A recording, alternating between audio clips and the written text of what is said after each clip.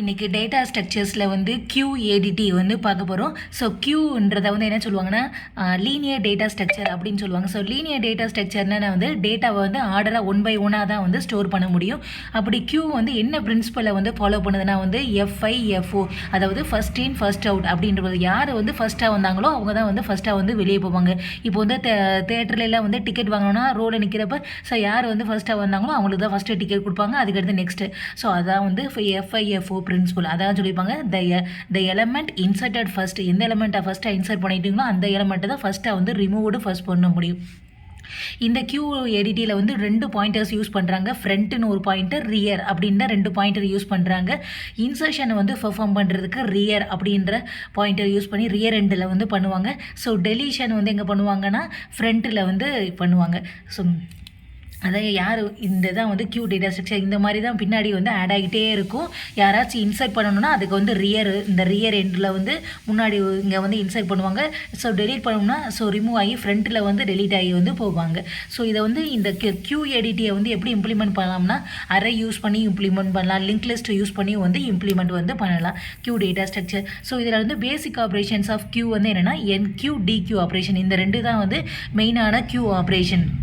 அதுக்கடுத்து க்யூவில் ஸோ இப்போ வந்து டாப்பாக யார் இருக்காங்க, ஃபுல்லாக இருக்கா க்யூவு, எம்டியாக இருக்கான்ற ஸோ இது மாதிரி பேசிக் ஆப்ரேஷன்ஸும் நம்ம வந்து க்யூவில் வந்து பண்ணி பார்க்கலாம். ஸோ க்யூனா ஒன்றும் இல்லை, NQனா என்ன, DQ ஆப்ரேஷன் என்னன்னு வந்து பார்க்க போகிறோம். NQ ஆப்ரேஷன்னா ஒன்றும் இல்லை.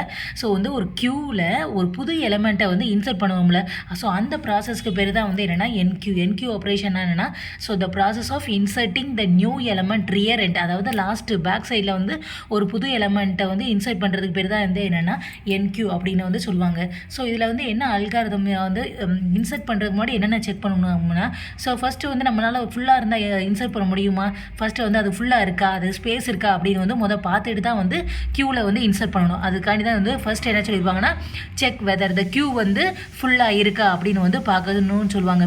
அப்படி வந்து க்யூ வந்து ஃபுல்லாக இருந்துச்சுன்னா ஓவர்ஃப்ளோ அப்படின்னு வந்து ரிப்போர்ட் பண்ணிடு. அதில் வந்து இன்சர்ட் பண்ண முடியாது, ஓவர்ஃப்ளோ ஆகுது அப்படின்ட்டு.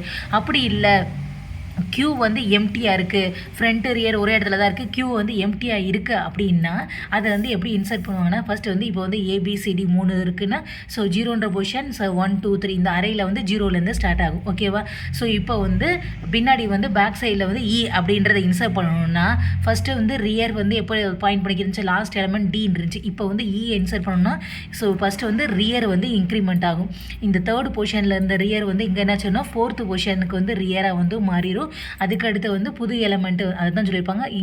இப்போ ஸ்பேஸ் இருக்குது, எம்டியாக இடம் இருக்குன்னா அதுக்கடுத்து ரியர் பொசிஷனை வந்து இன்க்ரிமெண்ட் பண்ணு. தேர்ட் பொசிஷனில் இந்த ரியரை 4th பொசிஷனுக்கு வந்து இன்க்ரிமெண்ட் பண்ணிவிட்டு இப்போ புதுசாக எந்த எலமெண்ட்டை இன்சர்ட் பண்ணுவோம் அதை வந்து இன்சர்ட் பண்ணிக்கோ. இப்போ வேணும்னா ஈன்றது அதான் இன்சர்ட் பண்ணுறப்ப வந்து என்ன செய்வோம்னா ரியரை வந்து இன்க்ரிமெண்ட் பண்ணிவிட்டு அந்த பொசிஷனில் வந்து புது டேட்டாவை வந்து இன்சர்ட் பண்ணுவோம். இப்போ சொன்ன அல்காரிதத்தையே வந்து எப்படி சொல்லுவாங்கன்னா ப்ரோக்ராமாக எப்படி எழுதுறது அப்படின்ட்டு. ஸோ NQனா க்யூவில் ஒரு டேட்டாவை வந்து இன்சர்ட் பண்ண போகிறோம். ஸோ வந்து என்ன செக் பண்ணோம், ஃபுல்லாக இருக்கான்னு செக் பண்ணுவோம்ல, அதை தான் வந்து ப்ரோக்ராம் எழுதியிருக்காங்க. இப்போ மேக்ஸிமம் சைஸ் வந்து கொடுத்துருவாங்க. ஸோ மேக்ஸிமம் சைஸ் 5ன்னு வச்சுக்கோங்க. ஸோ வந்து 0லேருந்து வரப்போ 5. இப்போ ரியரோட பொசிஷன் வந்து இப்போ 4 வரைக்கும் இன்சர்ட் பண்ணிட்டோம். மேக்ஸிமம் சைஸ் வந்து 5 மைனஸ் 1 4 வந்துச்சுன்னா க்யூ வந்து ஃபுல் ஆயிடுச்சு. அப்போனா என்ன செய்ய முடியாது, நம்ம வந்து இன்சர்ட் பண்ண முடியாது. அப்படி இல்லாட்டி இன்சர்ட் பண்ண முடியாது, க்யூ ஓவர்ஃப்ளோன்னு சொல்லிடு. இல்லாட்டி ஃப்ரண்ட்டில் வந்து எந்த டேட்டாவும் இல்லாட்டி ஃப்ரண்ட்டில் 0ன்ற பொசிஷனில் இருந்துச்சுன்னா ஸோ 0ன்ற பொசிஷன்லேருந்து ஆரம்பிச்சுட்டு அதுக்கடுத்து வந்து ரியர் வந்து ++ ரியோட பொசிஷனை வந்து 1 வந்து இன்க்ரிமெண்ட் பண்ணி க்யூவில் இப்போ ரியர் எங்கே இருக்கோ அந்த இடத்துல உன்னோட டேட்டாவை, க்யூவில் ரியர் வந்து எங்கே இருக்கோ அந்த இடத்துல உன் டேட்டாவை வந்து புது டேட்டாவை வந்து இன்சர்ட் பண்ணு அப்படின்றது தான் வந்து என்னென்னா NQ ஆப்ரேஷன்ஸ். ஸோ ஃபஸ்ட்டு வந்து என்னென்னா NQனா என்ன, ஸோ அதை வந்து அல்காரிதமாக சொல்லிட்டு அல்காரிதமாக சொன்னதவே வந்து ப்ரோக்ராமாக வந்து சொல்லணும்.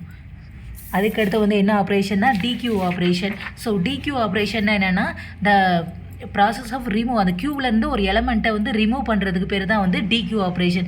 ஸோ எந்த பக்கம் ரிமூவ் பண்ணணும்னா ஃப்ரண்ட் ரெண்டில் தான் ரிமூவ் பண்ணுவோம். இன்சர்ட் பண்ணுறப்ப NQ அப்போ பின்னாடி பேக் சைடில் பண்ணுவோம். இதை வந்து ரிமூவ் பண்ணுறது வந்து எந்த சைடு பண்ணுவோம்னா ஃப்ரண்ட் சைடு தான் வந்து பண்ணுவோம். இந்த ஆப்ரேஷனுக்கு பேர் தான் இந்த DQ ஆப்ரேஷன். ஸோ இப்போ வந்து ரிமூவ் பண்ணணும்னா ஃபஸ்ட்டு வந்து க்யூவில் ஏதாச்சும் இருக்கணும்ல, இருந்தால் தான் வந்து நம்ம வந்து ரிமூவ் பண்ண முடியும். அப்போ வந்து இப்போ க்யூ வந்து எம்டியாக இருந்தால் ஏதாச்சும் ரிமூவ் பண்ண முடியுமா? முடியாது. அதனால் ஃபஸ்ட்டு வந்து என்னன்னா செக் பண்ணுவோம். வெதர் எது க்யூ வந்து எம்டியாக இருந்துச்சா, அங்கே வந்து எம்டியாக இருக்குது, அண்டர் ஃப்ளோன்னு சொன்னேன், எதுவுமே ரிமூவ் பண்ண முடியாது, க்யூவே வந்து எம்டியாக இருக்குது, எதுவும் என்னால் டெலீட் பண்ண முடியாது, ரிமூவ் பண்ண முடியாது அப்படின்னு வந்து சொல்லிடு. அப்படி இல்லாட்டி வந்து நீ எந்த எலமெண்ட்டை ரிமூவ் பண்ணணும்னு நினைக்கிறியோ, ஃப்ரண்ட்டில் தானே இருக்கும் அந்த எலமெண்ட்டு, அப்படின்னா அந்த எலமெண்ட்டு க்யூவில் வந்து ஃப்ரண்ட்டில் இருக்கும். அந்த இங்கே வருவாங்க இப்போ ஏபிசிடின்னு இருக்குது. இப்போ வந்து ஃபஸ்ட் எலமெண்ட் தான் நம்ம வந்து ஆர்டராக தான் ஏவை ரிமூவ் பண்ண முடியும், அதுக்கடுத்து பிஏ ரிமூவ் பண்ண முடியும். ஃபஸ்ட்டு வந்து இப்போ ஏவை ரிமூவ் பண்ணுறோன்னா அந்த இதை வந்து ஃபஸ்ட்டு வந்து ஸ்டோர் பண்ணி வச்சுருக்கு. க்யூவை வந்து ஃப்ரண்ட்டில் எந்த எலமெண்ட்டோ அதை வந்து ஸ்டோர் பண்ணிவிட்டு, இப்போ வந்து இது இப்போ வந்து இப்போ டாப்பாக ஃபஸ்ட்டாக வந்து ஏ இருந்துச்சு, இப்போ அதை ரிமூவ் பண்ண போகிறனால ஃப்ரண்ட்டு வந்து இப்போ இன்க்ரிமெண்ட் ஆகி 0ன்ற பொசிஷனில் இருந்தது, இப்போ வந்து 1ன்ற பொசிஷனுக்கு மாதிரி இப்போ ஃபஸ்ட்டு எலமெண்ட்டு வந்து பிஆ மாறிடும். அதுக்கடுத்து இந்த ஏ வந்து டெலிட் ஆகி போயிடும். அது இன்சர்ட் பண்ணுறப்ப வந்து என்ன செஞ்சோம்னா ரியரை வந்து பேக் இன்க்ரிமெண்ட் பண்ணிகிட்டே போகணும். ஸோ இதில் வந்து என்ன செய்யணும்னா ஃப்ரண்ட் இது வந்து ஏ வந்து ரிமூவ் ஆகி போயிடும். ஃபஸ்ட்டு ஏவை பாயிண்ட் பண்ணிக்கிற இந்த ஃப்ரண்ட்டுன்ற பாயிண்ட்டை இப்போ வந்து பியை வந்து பாயிண்ட் பண்ணி வந்து போயிடும். ஸோ இதுதான் வந்து டிக்யூ ஆப்ரேஷன்ஸ். ஃபஸ்ட்டு வந்து அண்டர் ஃப்ளோவாக ஏதாச்சும் எதுவுமே இல்லாமல் இருக்கான்னு செக் பண்ணிவிட்டு அதுக்கடுத்து இருந்துச்சுன்னா எப்படி வந்து ரிமூவ் பண்ணுறதுன்னு இப்போ சொன்னதவே ப்ரோக்ராமாக எழுதணும். ஸோ வந்து க்யூவில் ஒரு டேட்டாவை வந்து டிக்யூனா டெலீட் பண்ண போகிறேன்.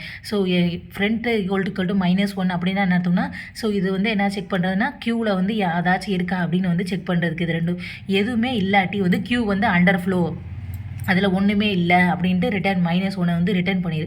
அப்படி இல்லை டேட்டா இருக்குன்னா ஸோ வந்து இப்போ க்யூவில் ஃப்ரண்ட்டுன்றதில் வந்து இருக்கும் அந்த டேட்டா. ஸோ அந்த டேட்டா வந்து ரிமூவ் பண்ணிவிட்டு ஃப்ரண்ட்டோட பொசிஷனை வந்து ஏவை பாயிண்ட் பண்ணி இருந்துச்சா இப்போ வந்து பியை பாயிண்ட் பண்ணு. அதான் ஃப்ரண்ட்டு ++, அதாவது நெக்ஸ்ட் பொசிஷனுக்கு மூவ் 0ன்ற பொசிஷனில் வந்து ஃப்ரண்ட்டு 1ன்ற பொசிஷனுக்கு இந்த ஃப்ரண்ட்டு பாயிண்டரை வந்து மூவ் பண்ணிவிட்டு எந்த இதை வந்து ரிலீவ் பண்ணியோ அந்த ஐட்டம் அந்த டேட்டாவை வந்து ஸோ ரிட்டர்ன் பண்ணிடு. அந்த டேட்டாவை வந்து ஸோ டேட்டாவை வந்து ரிட்டர்ன் பண்ணிடு அப்படின்னு வந்து சொல்லிடுவாங்க. ஸோ இதுதான் வந்து என்னென்னா டிக்யூ ஆப்ரேஷன் டெலீட் பண்ணுறதுக்கு. ஸோ வேறு என்னென்ன ஆப்ரேஷன்ஸ்லாம் வந்து பண்ண போகிறேன்னா இப்போ இன்சர்ட் பண்ணணும், டெலீட் பண்ணணும், அது அந்த வேலையெல்லாம் பார்க்கல. சும்மா இப்போ க்யூவில் வந்து ஃப்ரண்ட்டில் யார் நிற்கிறான்னு மட்டும் எனக்கு தெரிஞ்சுக்கணும் அப்படின்னா அதுக்கு வந்து என்ன யூஸ் பண்ணால் இந்த பீக் ஆப்ரேஷன் யூஸ் பண்ணுவாங்க. இது வந்து என்னென்னா க்யூவில் எது ரிமூவ் பண்ணாது, ஃப்ரண்ட் எலமெண்ட்டாக யார் இருக்காங்க அப்படின்னு மட்டும் ரிட்டர்ன் பண்ணும், வித்தவுட் ரிமூவிங் அதை வந்து ரிட்டர்ன் பண்ணாது. ஸோ இன்டிஜர் பீக் அப்படின்னு கொடுத்தோம்னா க்யூவில் ஃப்ரண்ட்டில் யார் இருக்காங்களோ அதை மட்டும் ரிட்டர்ன் பண்ணுவாங்க.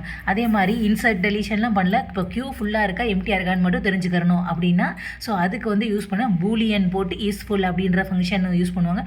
பூலியன்னா அது வந்து ட்ரூ ஆர் ஃபால்ஸ் அப்படின்றத மட்டும் ரிட்டர்ன் பண்ணும். ஸோ அங்கே எழுதின அதே ப்ரோக்ராம் தான் இங்கேயும் இந்த எனக்குள்ளே எழுதியிருப்போம், அதவே தனித்தனியாக எடுத்து வந்து எழுதியிருக்கும்.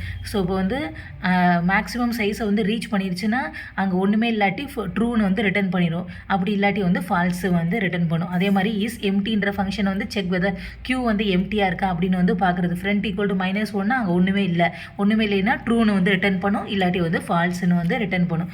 ஸோ இதுதான் வந்து இது வந்து சும்மா பேசிக் ஆப்ரேஷன்ஸ் வந்து இதில் பண்ணுறது க்யூன்ற டேட்டா ஸ்ட்ரக்சர்ஸில். ஸோ எங்கெங்கெல்லாம் இந்த க்யூன்ற டேட்டா ஸ்ட்ரக்சர் யூஸ் பண்ணுறாங்க அதோட அப்ளிகேஷன்ஸ் என்னென்னா சிபியூ ஷெடியூலிங், பிரிண்டர்ஸ் பூலிங், அதாவது எந்த பேஜை வந்து ஃபஸ்ட்டு பிரிண்டரில் கொடுத்தோமோ அந்த தான் ஃபஸ்ட்டு வந்து பிரிண்ட் ஆகும், அதுக்கடுத்து தான் நெக்ஸ்ட் பேஜ் வந்து பிரிண்ட் ஆகும். Process scheduling, keyboard power, so call center management, அதுக்கடுத்து யார் ஃபஸ்ட்டு கால் பண்ணுறாங்க அவங்களுக்கு ஃபஸ்ட்டு ரெஸ்பான்ஸ் அவங்க தான் வந்து பிக் பண்ணுற மாதிரி இருக்கும். அதுக்கடுத்து வந்து பிரெத் ஃபஸ்ட்டு சர்ச்னு ஒன்று இருக்குது டேட்டா ஸ்ட்ரக்சரில், அந்த இதில் வந்து இந்த க்யூன்றது வந்து யூஸ் பண்ணுறாங்க. ஸோ இதனால் என்ன அட்வான்டேஜ் வந்து என்னென்னா எஃபிஷியண்ட்டாக இன்சர்ஷன் டெலிஷன்லாம் பண்ண முடியுது. இந்த க்யூ டேட்டா ஸ்ட்ரக்சரை எங்கே யூஸ்ஃபுல்லாக இருக்குன்னா ஷெடியூலிங் அப்ளிகேஷன்ஸில் யூஸ்ஃபுல்லாக இருக்குது, ஈஸியாகவும் இதை வந்து இம்ப்ளிமெண்ட் பண்ண முடியுது. டிஸ்அட்வான்டேஜ் என்னென்னா இதை ரேண்டமாக இடையில இருக்கிறதெல்லாம் வந்து அக்சஸ் பண்ண முடியாது, டெலீட் பண்ண முடியாது, இன்சர்ட் பண்ண முடியாது. ஆர்டராக ஃபஸ்ட்டு லாஸ்ட்டில் மட்டும் தான் இன்சர்ட் பண்ண முடியும், ஃபஸ்ட்டு மட்டும் தான் டெலீட் பண்ண முடியும், ரேண்டமாக இதை வந்து அக்சஸ் பண்ண முடியாது.